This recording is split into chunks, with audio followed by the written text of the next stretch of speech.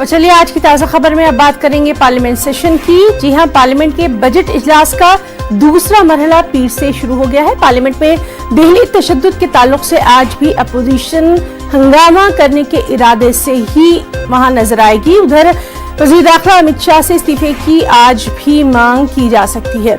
कल की अगर बात करें तो कल दोनों ऐवानों में दिल्ली तशद्दुद पर जबरदस्त हंगामा आराई देखने में आई थी और कई बार पार्लियामेंट की कार्रवाई को मुलतवी भी किया गया था। और चलिए सीधे रुख करेंगे हमारे रिपोर्टर विनीत का और उन्हीं से जानेंगे कि क्या कुछ आज अहम मामले यहाँ पर देखने में आ सकते हैं। विनीत, आपसे जानना चाहेंगे, आज भी पार्लियामेंट का जो ये बजट सेशन है ये हंगामा खेज होने के आसार नजर आ रहे हैं, क्या कुछ और तफसीलात? विनीत।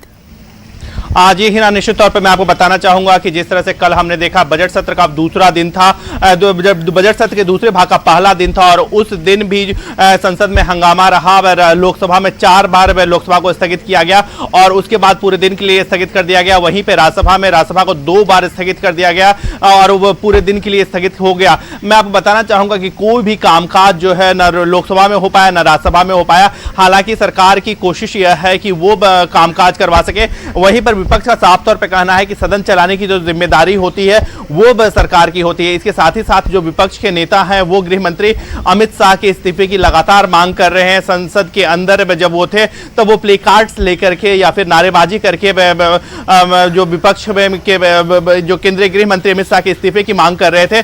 वहीं पर राज्यसभा में भी इसी तरह की मांग हो रही थी और संसद के बाहर संसद भवन परिसर में गांधी स्टैच्यू के सामने, चाहे वो टीएमसी हो चाहे आम आदमी पार्टी हो या कांग्रेस हो, वो भी इस्तीफे की मांग कर रही थी, अमित शाह के इस्तीफे की मांग कर रही थी। इसके साथ ही साथ मैं आपको बताना चाहूंगा कि संसद में जो कुछ ऐसी भी घटनाएं घटी, जब धक्का मुक्की की घटना घटी और बीजेपी में सांसद की ओर से शिकायत की गई और इस पर भी आज सुनवाई हो सकती है। केंद्रीय संसदीय कार्य मंत्री प्रहलाद जोशी जो है वो इसको लेकर के एक प्रस्ताव ला सकते हैं और कांग्रेस के कुछ सांसदों को निलंबित किया जा सकता है।